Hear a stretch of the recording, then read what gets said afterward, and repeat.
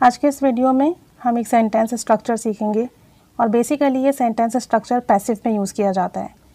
तो जब आप इस सेंटेंस स्ट्रक्चर को यूज़ करेंगे तो ये पैसिव का सेंटेंस स्ट्रक्चर कहलाएगा। लेकिन जब कभी भी आप इस तरह से कहते हो अपनी कॉन्वर्जेशन में कि ये काम कल मुकम्मल होना था, इससे दो बातें पता चली। एक तो ये पैसिव का सेंटेंस है क्योंकि इसमें काम करने वाला नहीं है। दूसरा, ये काम होना था अभी तक नहीं हुआ। तो इसके लिए हम जो सेंटेंस स्ट्रक्चर यूज़ करते हैं वो हम यूज़ करते हैं ऑब्जेक्ट के बाद वॉज या वर आएगा।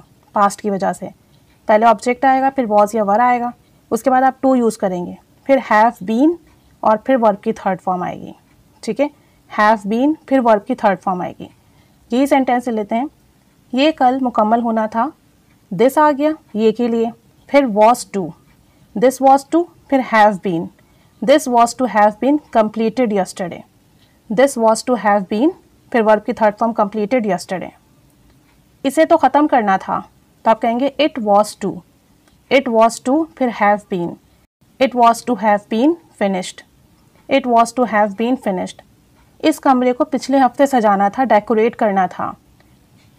This room was to, this room was to फिर have been, this room was to have been decorated last week, decorated last week. This room was to have been decorated last week. एक और sentence देखें, ये दुकानें तो बेचनी थीं। ठीक है, यानी कि अभी तक बिकी नहीं है, बेचने वाला भी नहीं है, ये दुकानें बेचनी थीं। तो हम कहेंगे दीज शॉप्स, ज़्यादा हैं इसलिए कहेंगे दीज शॉप्स, वर आ जाएगा, ज़्यादा शॉप्स हैं इसलिए। दीज शॉप्स वर टू फिर have been sold, these shops were to have been sold.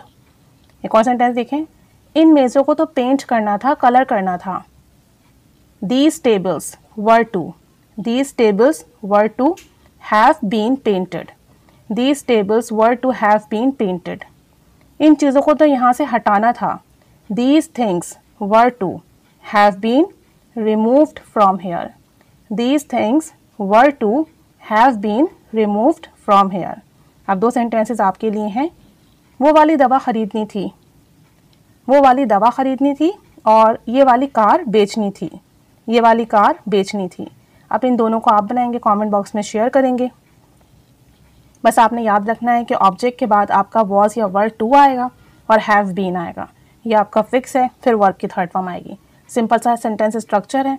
बस कोई भी काम है जो करना था लेकिन वो काम हुआ नहीं है और ये काम पैसिव का है क्योंकि करने वाला मौजूद नहीं है, तो फिर ऑब्जेक्ट के बाद वॉज या वर टू, फिर हैव बीन और फिर वर्ब की थर्ड फॉर्म आएगी। बस इतना सा सेंटेंस स्ट्रक्चर है। और उर्दू में सेंटेंस के लास्ट में ना था, नी थी, ने थे, इस तरह का सेंस आएगा, सुनने में इस तरह के अल्फाज आएंगे।